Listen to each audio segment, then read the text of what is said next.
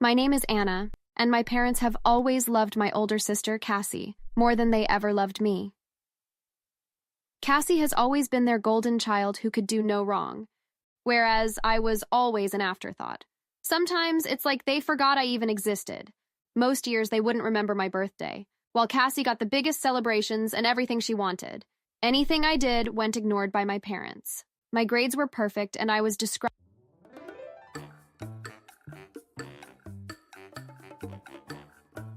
Have you ever felt like a stranger in your own home? I've felt that way my entire life. My name is Anna, and my parents have always loved my older sister, Cassie, more than they ever loved me. Cassie has always been their golden child who could do no wrong, whereas I was always an afterthought. Sometimes it's like they forgot I even existed. Most years they wouldn't remember my birthday, while Cassie got the biggest celebrations and everything she wanted. Anything I did went ignored by my parents. My grades were perfect, and I was described by my teachers as a great student.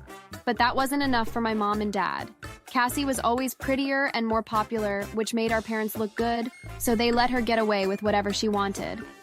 They went so far as to throw her the biggest parties with the most expensive gifts, while they hardly remembered my birthday most of the time. I remember one year I tried to remind them that my birthday was coming up. It didn't go well. Mom? Dad? What do you want? I was wondering if we could go out for my birthday this year. My parents looked at one another in confusion, and I knew they'd forgotten my birthday again. I should have been used to it at that point, but even after so many years of being ignored, it still stung. You already celebrated this year, haven't you? No. My birthday's this weekend, and I was thinking that This weekend. That's not right, that's Cassie's birthday. if it wasn't bad enough that my parents forgot my own birthday, they would also mistake it for Cassie's birthday and throw her another party. And Cassie herself never seemed to care. She could do whatever she wanted, and our parents would always take her side, so she got away with everything. As I got older, she started going out of her way to taunt me, always making jokes and comments about how I wasn't good enough for our family. There were times she would do it right in front of Mom and Dad, and they never cared. As the less popular child, I didn't have a lot of friends in school, so I had nobody to talk to. I knew what was going on wasn't normal, but I couldn't tell anyone about it. The only thing that distracted me from my feelings of loneliness and helplessness was the thought of going to college. I would be away from my family and everything they put me through, and I would be able to make friends and get the job I've been dreaming about since I was a kid. The years passed, and I kept my grades up, so the colleges I applied to were sure to let me in. I even managed to participate in a couple of extracurriculars. By the time I graduated high school, I was at the top of my class. My family wasn't there, and the seats reserved for my parents and Cassie were empty. I didn't care, though. I'd been accepted into college a week before, and I was going to leave my tragic home life behind me. At least, that's what I thought. Then I got home. I told my parents that I was going up to my room to pack, but their questions stopped me in my tracks. Pack for what? College? I got accepted into my first choice last week. The school year starts in a few months. You're not going to college. What? Why not? You can't afford it. Yes, I can. I'll use my college fund and get financial aid. You don't have a college fund, you never did. How? I couldn't believe what I heard. I knew my parents had been saving up money for Cassie to go to college, so I thought they had done the same for me. Turns out I was wrong. That can't be true. Cassie has a college fund, but she's not even going to school. Cassie needs the money. Why? It's not like she's going to use it on anything valuable, just more parties and expensive shopping trips. How dare you? She's the older sister. Her needs are more important. Something inside of me snapped that night. I had always wanted to go to college. I was the good kid with perfect grades, and I just found out that I couldn't afford to go. I was stuck at home being the unloved child, while Cassie got to do whatever she wanted. I wasn't about to accept that. Without another word, I marched up to my room and packed my bags. Even though I didn't have the money to attend college, I still had some money saved up from the jobs I took while in school. It wasn't my first choice, but I'd be able to afford a small apartment somewhere away from my family. And with my experience, I'd be able to find a steady job soon after.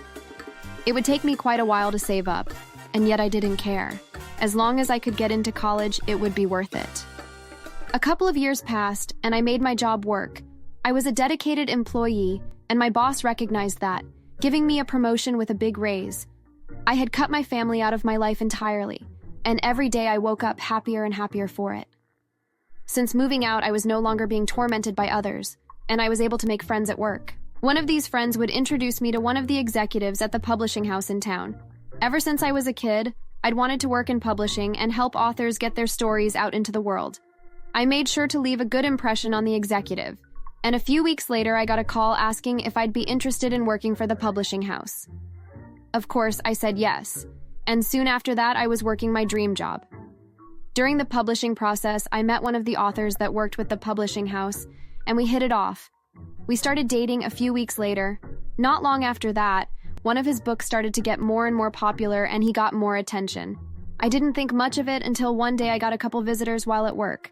When I went to see who it was, I was shocked to find my parents there. Anna, it's wonderful to see you again. What do you want? We wanted to see you again. We noticed that you're doing very well for yourself. A good job, a famous boyfriend. That why you're both here? To flaunt me and my success around like you did with Cassie? That isn't true. We care about you. No, you don't. You never cared about me. You just want to look like your good parents because I became successful. You don't want anything to do with me. You never did, just like how I want nothing to do with you. My parents have always been that way. They want to look like good parents instead of actually being good parents. That was the reason why Cassie was always their favorite. Being popular and pretty gets a lot of attention, and it always made our parents look good. Well, I wouldn't let my parents use my success as a way to boost their public image, and I once again cut off contact with them. As it turned out, the reason they found me again to begin with was because Cassie had caused them a massive amount of embarrassment back home, and lost all the money they had set aside for her. After I left, Cassie spent all the money on a sports car and a luxurious trip for her and her friends. They ended up getting into a minor crash on the way. Everybody was okay, but Cassie got in some major trouble for the incident. When the police responded to the crash, they found Cassie acting weird, and then realized she was either drunk or on drugs. So they took her to the station and tested her and found that she was indeed on drugs. They showed her no sympathy, and she ended up spending a few months behind bars while my parents had to pay huge amounts of money as compensation to the city, as Cassie had caused a lot of damage to light poles and one of the city's parks. Everybody started looking to our parents and criticized them for letting her get in that kind of trouble to begin with. They were so desperate to salvage their reputation that they sought me out after a few years without contact. I guess they thought if they sucked up to me and told me what I wanted to hear, then I'd let them back into my life, and they could use my success to feel like good parents again. But I knew better. Cassie tried to talk to me again, too. She didn't apologize for the way she treated me, instead asking if there was some kind of job I could get for her. Since the accident she was in, nobody back home wanted to hire her. Her name carried a bad reputation, and they didn't want to take the chance on her. I told her no, that if she ever wanted to be a part of my life, then she would need to apologize for everything she did to me and become a better person. She refused, and I cut her off again, just like I did with our parents. But then I got a great idea, and I went to my boyfriend and asked for him to write a story about my life, but to make it with some supernatural twists so that it was a bit more interesting. In it, he made my sister and parents the villains, and after the success of his first book, this one took off and became incredibly popular. Within weeks of it going public, my family contacted me once again. Anna, you need to get that boyfriend of yours to stop selling this book. Everyone knows it's a story about us. All our friends and coworkers are making fun of us and looking down their noses at us. I don't know what you're talking about. It's just a work of fiction. No, Anna, it isn't. Sure, there is some stuff in there that's fiction, but everyone knows that it's loosely based on us. Come on, you're making us look bad. They're right. The accident was bad enough, but because of this, not only can I not get a job, but no boy will date me. They're all afraid that I'll treat them badly, and they all think I'm a trash person. Please have some compassion. Compassion? You can't be serious. Compassion isn't something the three of you understand. Listen, the three of you did this to yourselves. You treated me terribly, and now this is your just desserts. Now, if you'll excuse me, I have better things to do. It hasn't been easy making a good life for myself. It was scary moving to a new town and getting a new job. I had to work long days and nights to get noticed by my boss, and I worked even harder to prove myself when I was offered my dream job. Thanks for watching. Please subscribe to the channel.